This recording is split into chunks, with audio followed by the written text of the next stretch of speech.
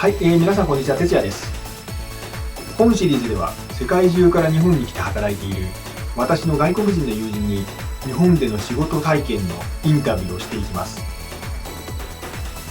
多くの国の友人にさまざまな質問を投げかけて、日本の職場や日本人の良いところにも問題にも言及してもらいます。本日ご紹介するのはインドネシアから経済連携協定で来日している介護福祉士のサトリアです。彼は来日初期には仕事中に座ることができない大変な業務に耐えながらも、現在に至っては自ら介護管理の事業を計画するほどにまでなっており、自分の経験を自らと日本とインドネシアの将来に生かそうとする挑戦者です。それではインタビューをお楽しみください。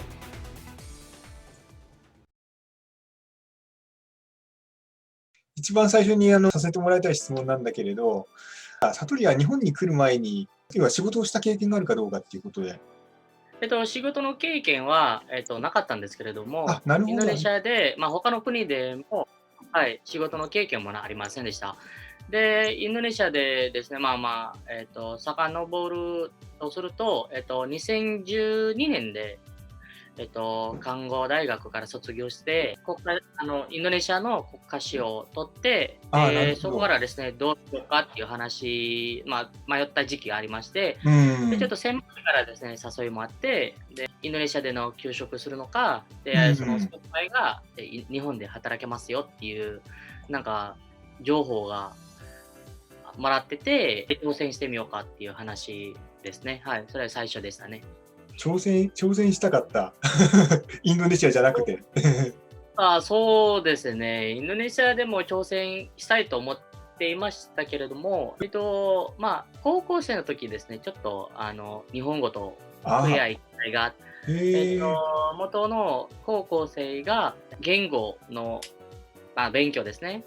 英語と日本語っていう選択があって、でそこで普通の、勉強の中でっていう勉強ですね、1次元、2次元ぐらいですかね、1週間ありまして、でも自分の好きな、部活、クラブ活動ですね、クラブ活動が毎週の土曜日なんですね。で、毎週の土曜日には、自分が好きな活動を続ける、やってもいいよっていう日になっておりまして、そこで英語を勉強しましたですね。それにしてもそうか。高校生の時に日本語に触れる機会があったんだね。授業でやったって言ったよね。高校生の時に日本語の授業なんてあるんだね。そうですね、特別な高校で、強いて言えば私、高校生は、高校は2年だけなんですよね。2年間だけで卒業しましたっていう特別なクラスがあって、そこで、何百人か、そのクラスに入りたい人とかね、競い合って、テストとか、心理テストとか、それで25名だけのクラスになったっていうことですね。あれインドネシア、普通に高校は3年間だよね。そうですね、日本と同じ3年間、一緒です。県の、教科、例えば、ちょっと自分から言うのもあれなんですけど、優秀な人たちなるほどね。が作れますよっていう学校でしたね。当然、その高校その2年間で卒業して、大学の入学の資格はもらえるってことだよね。そうですね、はい。だよね。そうなんだ。じゃあ高校2年卒業してもそのまま大学に行ったんだ。そうです、そうです。そうなんだ。すごいね。いえいえ、そっかそっか。なるほどね。そっかそっか。日本にもともと日本語の勉強したっていうことと、あとその情報を先輩から日本で EPA でできるっていう話を、なるほど、来てたってことが、よし、せっかくだからやってみようっていうことで、インドネシア離れて、日本で挑戦してみようっていうことだったんだね。そうですね。最初もちょっと自分も挑戦しようと思ってて、一応別の国で仕事をするってなると、やっぱそのインドネシアでもやっぱその両親の許可が必要になってきているので、両親の許可ね。そうです。そうだよね。親父の許可とかも必要になってきて、でそれちょっと言ってみたら、やってみてもいいよって、どうせ合格しないやろって言われてて、合格したよって報告したら泣いてましたね、お母さんは。まさかと思うだろうね。嬉しかっただろうね。はい。まだ20歳、20歳ぐらいですね。はい。すごいね、そんな若い時にね、いきなりね、外国で働き始めようと考えちゃうところがすごいよね。はい。まあ確かにインドネシアの人だと国内でいい仕事がなかなか手に入らないとかいろいろな事情もそれなりにあると思うから、海外で働くってことを考える人っていうのは日本人と違ってすごく数は多いと思うよね。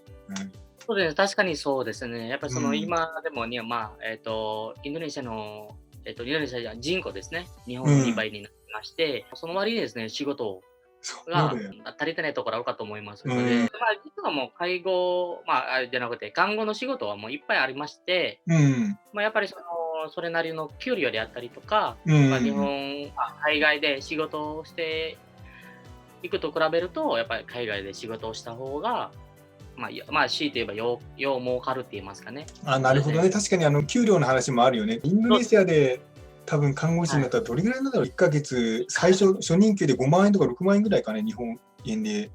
総年金やったら多分3万ぐらいですか、安く。で、現在はだいたい平均で6万、7万ぐらいですかね。最近上がってきてるでしょう、10年ぐらい前に比べるとね。なるほど、なるほど。挑戦したいっていうこともあったし、収入がより高くなるっていうことも確かに大切な話だよね。生きていく上では。日本で仕事したら貯金したりとか、一部ね、国のお母さんにさ、1ヶ月例えばもう3万円ぐらいだったら毎月仕送りできるでしょ、お母さんお父さんにね。そうです。今でも仕送りしてます。もちろんそうなんだろうけどね。そうだ。それでさ、日本っていう、いろいろアニメとか、ポップカルチャーは多分インドネシアでもすごく有名だったと思うからね、ドラえもんなんかみんな知ってると思うしさ、クレヨンしんちゃんとか多分、コナンとかすごく有名ですよ。だからそういうポップカルチャーではすごく、インドネシア人にとって日本って馴染みのある国だったと思うけれど、じゃあ仕事になると、もしくは住むっていうことになると、また全然話が違ってくるわけじゃない。で、確かにそうでしたね。はい。で、最初にアニメ、私も、アニメ好きで、漫画とかも見ますし、やっぱ日本語っていうのは馴染みの関係ですね。昔から。ちっちゃい時とかでも、毎週の日曜日はもう半日間ぐらい、必ず今、全国放送で日本のアニメが放送されてますよっていう。なるほどね。今でも今はちょっとはっきりわからないですけどそうだ、離れてるからね、相当な期間、インドネシアから。そうですね。そこでやっぱ日本語の興味あると。でもやっぱ日本に来て仕事をしてみて、やっぱ全然違いますねって感じました。大変ですねって。でちょっとそこまで日本での仕事の話もちょっと触れてもらっちゃったんだけど、ごめんね、話ちょっと戻して、日本にさ、来る前に事前に不安だと思ってたことってどんなことがあった？覚えてれば。いっぱい不安ですね。いっぱいでまずやっぱり言葉の壁って言いますか、理解できないと取れないし、長く日本で得られないっていう傾向があるかと思いますし、でまずはやっぱ不安のことはまずさっきある日本語と、で2番目はやっぱ私はイスラム教で、礼拝場所であったりとか、仕事内でちゃんと礼拝時間って言いますかね、お祈り時間を設けてくれるかどうかっていうのが最初は心配でした。でその後、やっぱ多分ご存知だと思いますが、やっぱ食事に関して、やっぱイスラム教ではハラルっていう認証マークがないと食べれないですよっていう、規則といいますか規定がありましたので、そこは一番心配でしたね、その3つの。なるほど。お祈りの時間っていうのは多分日本だとそんな時間がないっていうのは想像つくと思うけど、食べるものに関しても事前から日本にはなかなかイスラム教徒が食べられるものが手に入らなさそうだっていうのはやっぱり予想がついてたの？そうですね。イスラム教、マイノリティなんでそうだよね。それで想像してやっぱ難しいやろうなと、想像してました。でもやっぱり日本に来てからありましたね。ちゃんと通信販売であったりとか、お祈り時間であったりとか、お祈り場所であったりとか、ちゃんと上司日本語でもちろん相談したら設けてくれましたね。その時間とか、お祈り時間とか、ちゃんと説明して、やっぱり最初は説明は難しかったんですけど、やっぱ日本語の能力が。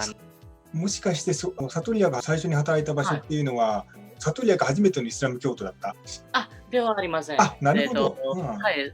その時は先輩もいましたの、先輩はいましたので、一人ちょっと先輩がいましたので、先輩からはいろいろ説明してくれましたね。でもやっぱ先輩は女の人なので、女性で、男性、イスラム教の男性でって言いますと、やっぱ金曜日のお祈りがありまして、説明しましたね。金曜日は休んでいただけますようにっていう、指定休であったりとか、夜勤明けであったりとか、なるほどね。僕もインドネシアに行った時ね、金曜礼拝は会社の人たちみんなね、午後食事したらさ、もうずっとね、モスクに行っちゃうもんね。そうですね。早めに食事を済ませて出ました。自分でも。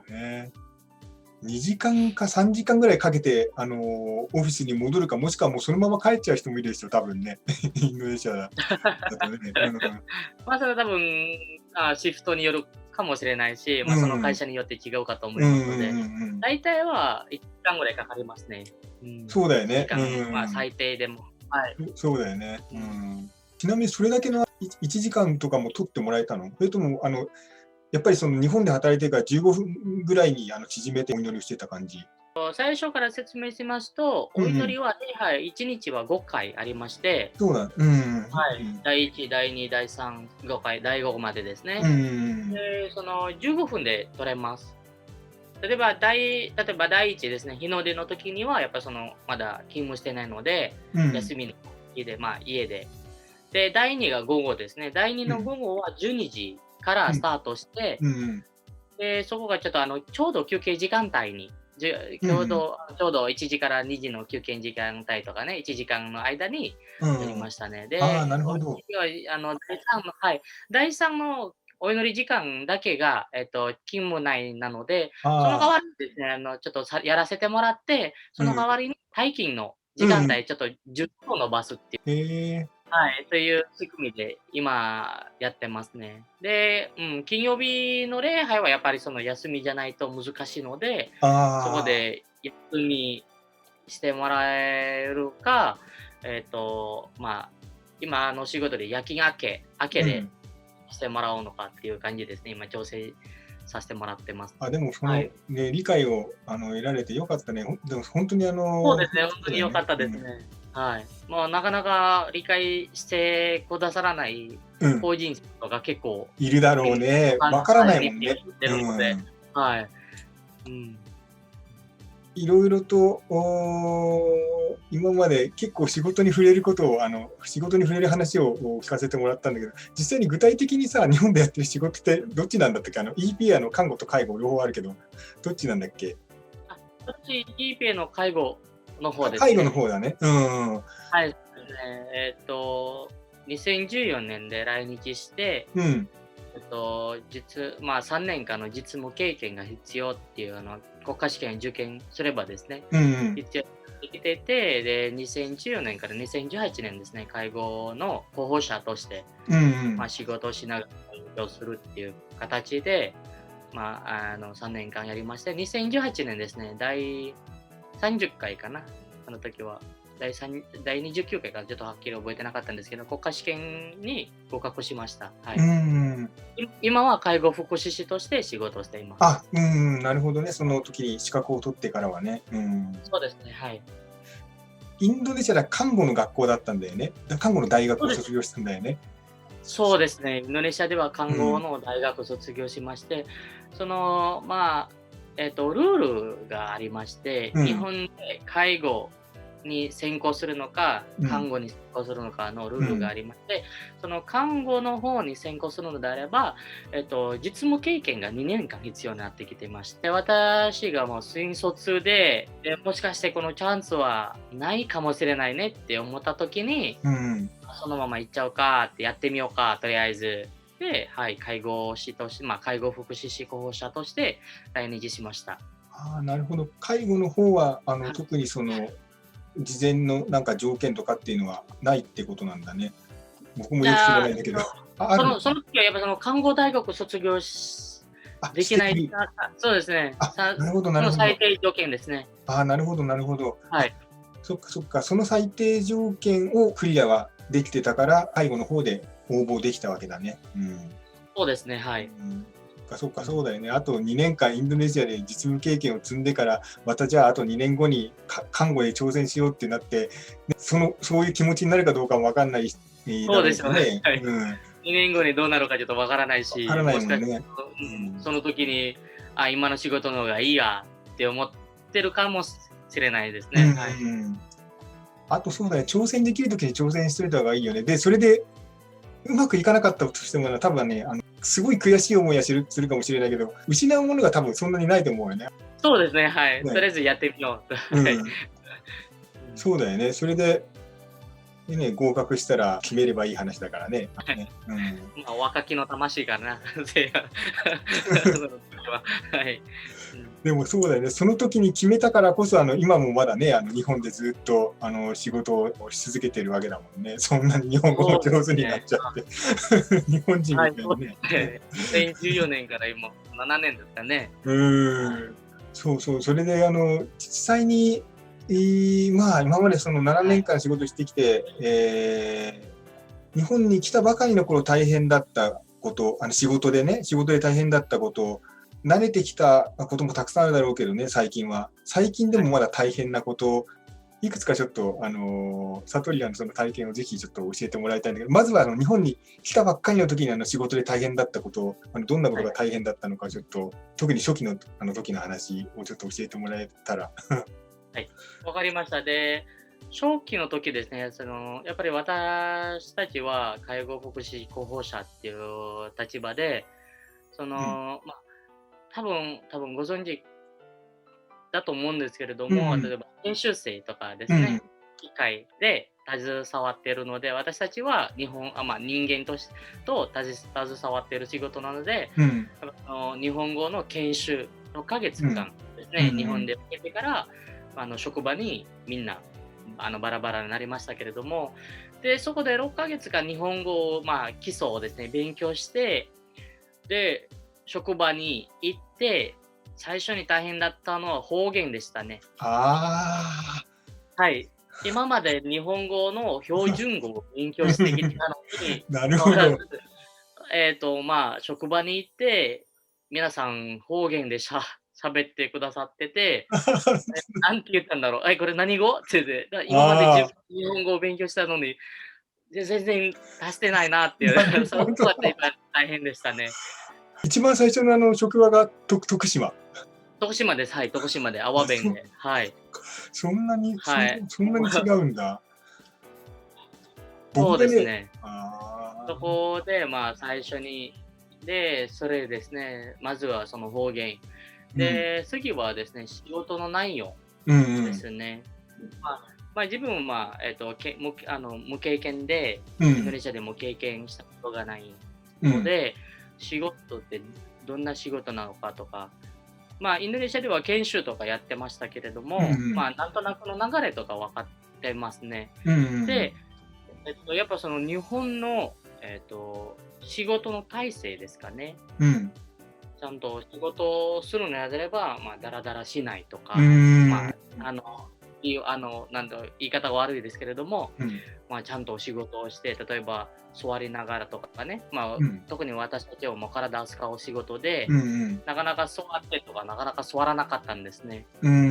そこがちょっと大変でしたね。自分が想像していた仕事ですね、ちょっと違ってて、前、看護の仕事だったら、ちょっと仕事なかったら、ちょっと座ったりとか、はい。ちょっとお茶の時間帯であったりとかも、特に決定がないので、自分が、ちょっとつまみとかもできますよっていうみたいな、インドネシアでの、ちょっと今ちょっとはっきりわからないですけれども、そこがちょっと大変でしたね。はい、仕事の、日本人の仕事の姿勢であったりとか、体制で。確かにね、インドネシア人の人は頭いい人はもちろんたくさんいるんだけれど、文化が違ってね、働き方、なんていうの、仕事をしてる、日本人の仕事をしてる時のその真剣さというか、危険なことをもう一切しないようなね、働き方っていうのは、確かにインドネシア人の人が、インドネシアで仕事もしたことがない状態で、いきなり日本で仕事をして、それでその日本の環境を体験するというか、すごい文化的なショックを受けるだろうね。ストレスがすごい溜まるでしょう。最初2ヶ月もうやめたいと思いましたね。厳しくてね。はい、そうですね、その時は。そうだね。しかも介護で、さっきも言ったけど、座る時間もない、ずっと立ちながら高齢者の方たちのね、歩いたりしてるのとか、トイレに行ったりとか、お風呂とか、そういう作業をね、すごい力仕事をずっとし続けることになるわけだよね。そうですね、はい。ちなみに、初期の頃の話として教えてもらったけど、なんかそのあたりはなんか今でも変わりようがないからね、厳しそうだね。今はですね、日本語の能力は徐々に上がってきて、そうだね、日本語は大丈夫そうだね。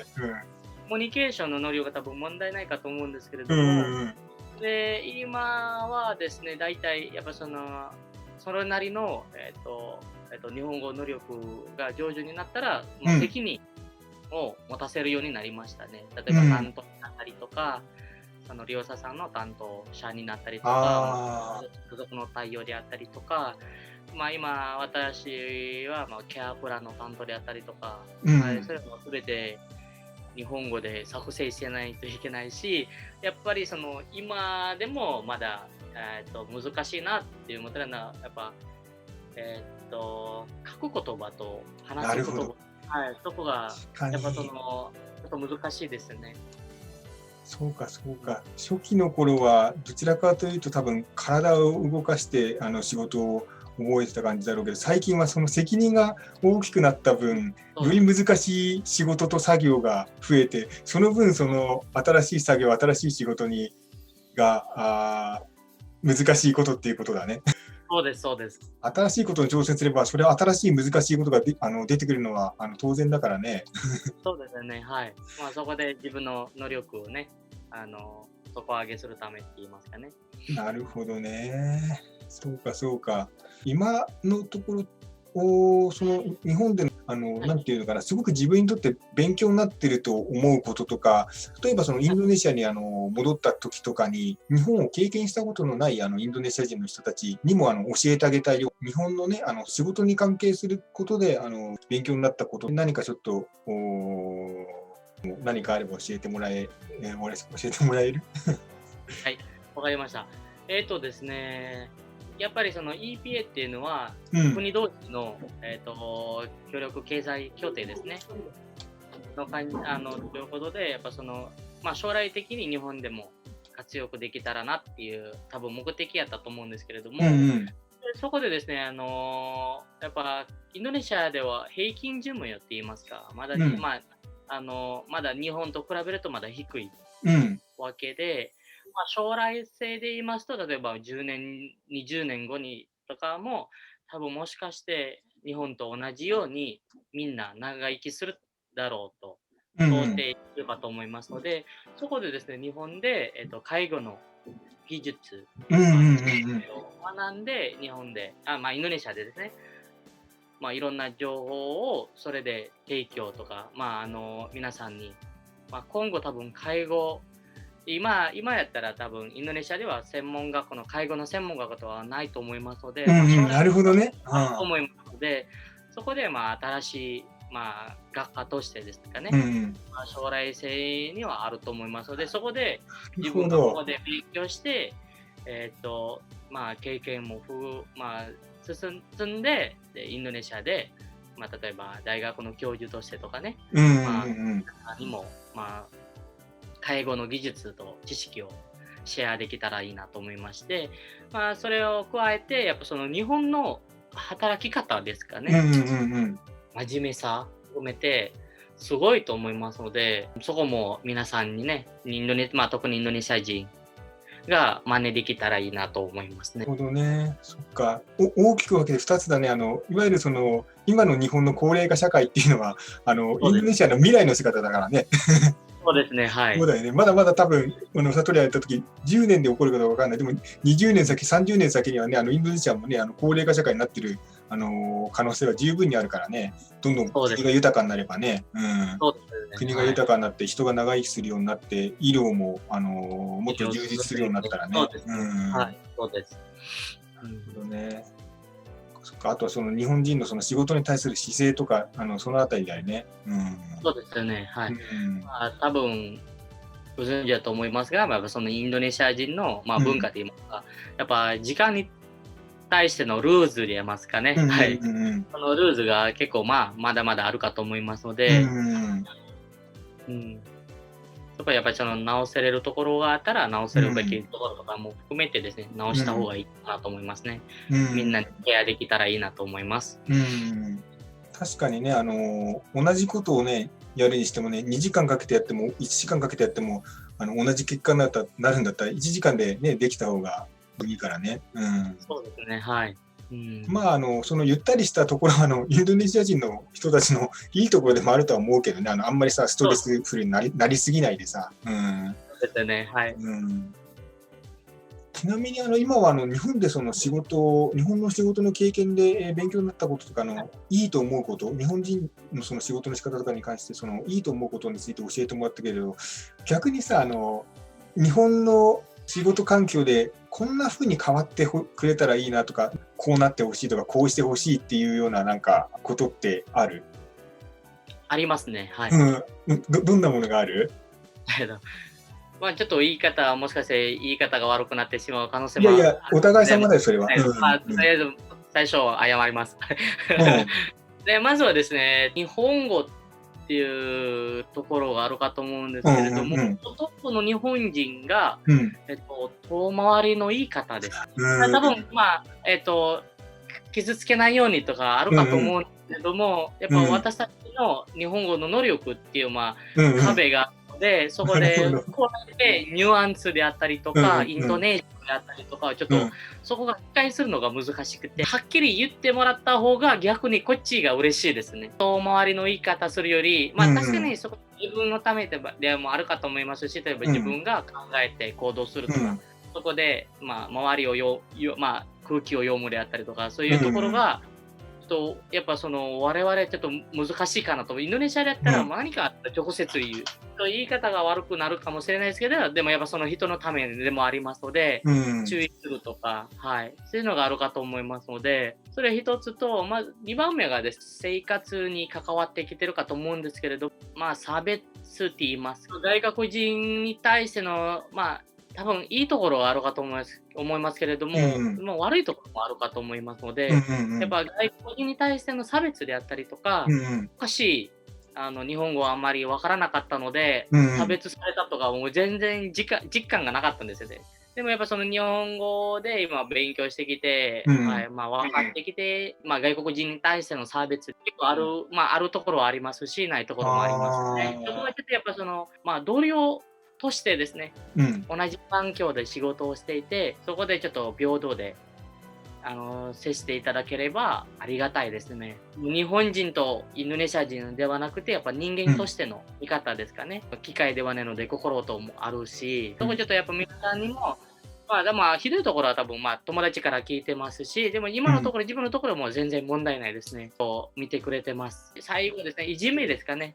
差別は関係あるかと思いますが、いじめ、やっぱ今でも多分日本の、自殺行為が世界一になっているかと思いますので、そのいじめが、集団いじめであったりとか、個人いじめだったりとかはちょっと、多分これはどこの国でもあるかと思うんですけれども、でもやっぱ自分がここで生活した上でひどすぎますねっていう、自分を思っている時ありましたね。はい。いじめ。はい、そうですね。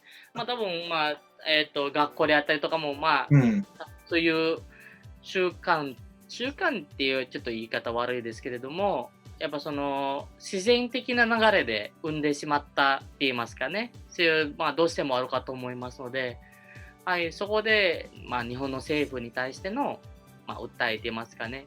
せっかくね、日本人はいい優しい人っていう印象があるかと思いますので、裏側を見るとやっぱそういうところもあるかと思いますので、そうだよね。すいません、なんかいや、なるほどね。日本人はね、多分あんまりね、子供の頃はいじめっていうものがある世界で生きてるから、もちろんそのいじめ自体は当然問題なんだけれど、いじめが起こっていることに対して感じることってのは多分インドネシア人の人に比べたら多分鈍感かもしれないね。そうですよね。逆にインドネシアってそんなに多分いじめってないでしょう。ないというか、ほとんど、やっぱなんて言いますかね、強く育てられたような気がしましたね、自分を含めてですね。いじめられたらいじめ返すって言いますかね、そういうところあるかと思うんですけれども、でも集団いじめとかまではないので、というところが、多分ほとんどみんな仲良くって言いますかね。はい。そうそう、それでね、日本にさ、仕事に来る前に何か目標って持ってた？もう日本で仕事をするっていう、全然最初は想像もしかなかったんですよね。で、最初の目標がですね、日本で仕事ができましたよっていう合格して、日本人と結婚したいなと。それは達成できませんでした。やっぱりやっぱ文化の壁もありますし、やっぱ宗教の壁もありますので、そうだよね。普通に、宗教関係なくですね、イスラム教で日本人の奥さんと結婚している友達もいますし、私たちの、自分の宗教に入ってくださって、そうだよね、そうなるもんね。結婚するっていう友達もいますので、はい。そこはやっぱりちょっと難しい、やっぱ達成できませんでしたですね。そうだよね。日本でね、イスラム教徒になるっていうと、いろいろさっきも一番最初に話してくれたけど、お参りが大変だったりとか、食べ物を探すのが大変だったり、ものすごい苦労が増えて、しかも子供はちゃんと小学校に行って給食が食べられないとかさ、そういう話になっちゃうわけだからね。そうです。はい。インドネシアでイスラム教徒って全然何の問題もないと思う。だってすごく環境が整ってるからね、イスラム教徒の。でも、日本は環境的に合わないよね、多分ね、イスラム教徒の。そうですね。で、それは長期の、目標ですね。今の目標では、やっぱり自分がですね、日本とインドネシアの架け橋にできたらいいなと。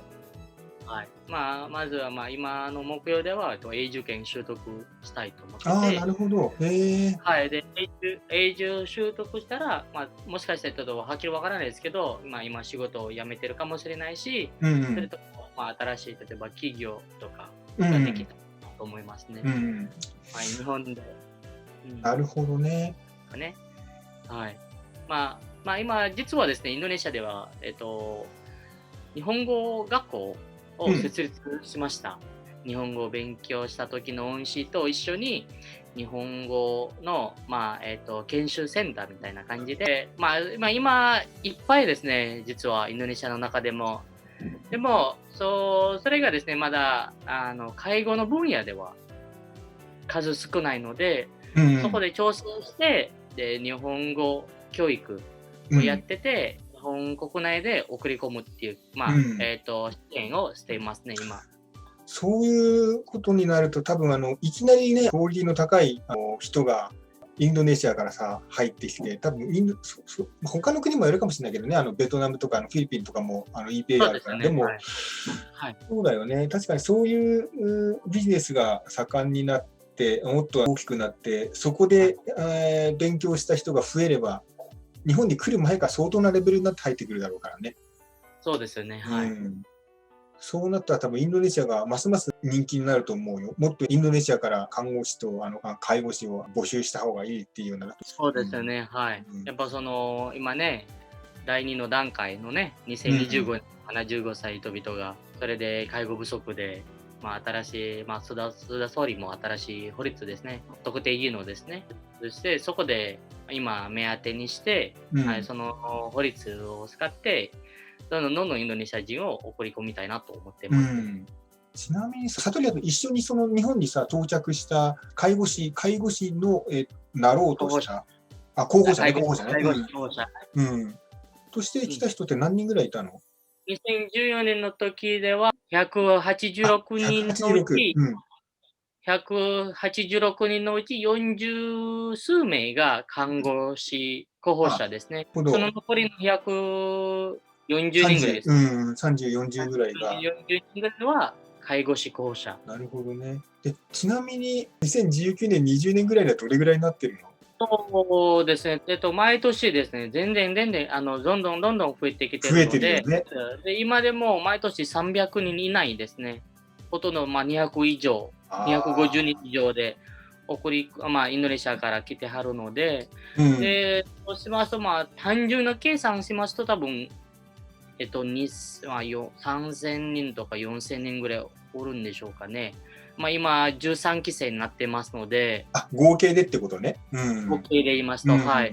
多分 EPA の候補者ですね。でも、その合格した人々とかですね、合格して、不合格の人々も含めてですね、帰る人も結構いますので、そうだよね。でそこで帰ってですね、せっかくね、介護技術の、知識も含めてですね、もう勉強してたので、インドネシアですね、で活躍できたらいいなっていう仕事の提供できる企業とかもできたらいいなと、思ってます。将来的にもね。そうだよね。そういう日本でその介護でも看護でもいいけれど、その仕事をした人たちがインドネシアで最高に力を発揮できる環境をね、作れたらね、それがこれからの将来のビジネスの可能性があるってことだね、サトリアのね。そうですね。なるほどね。すごいアクションだね。すごいね。日本での経験をすごく活用してるね。素晴らしいね。そうですね。それで将来的にも自分でね、日本国内で、会社を立ち上げて、起業して、例えば、登録支援機関とかですね。で、そこでインドネシアの外国の人材紹介、法人さんに紹介できたらいいなと。人材派遣会社だね。人材派遣会社で。インドネシアいわゆる、まだわからないですけど、やっぱその自分も、やっぱ体の、やっぱ介護っていう職業では、やっぱ体の限界がいつか来るかと思いますので、それでですね、将来的にできたらいいなと思いますね。マネジメントだったらね、年取ってもできるからね。そうですね、はい。今、そういう目標を、頑張っています。なるほど。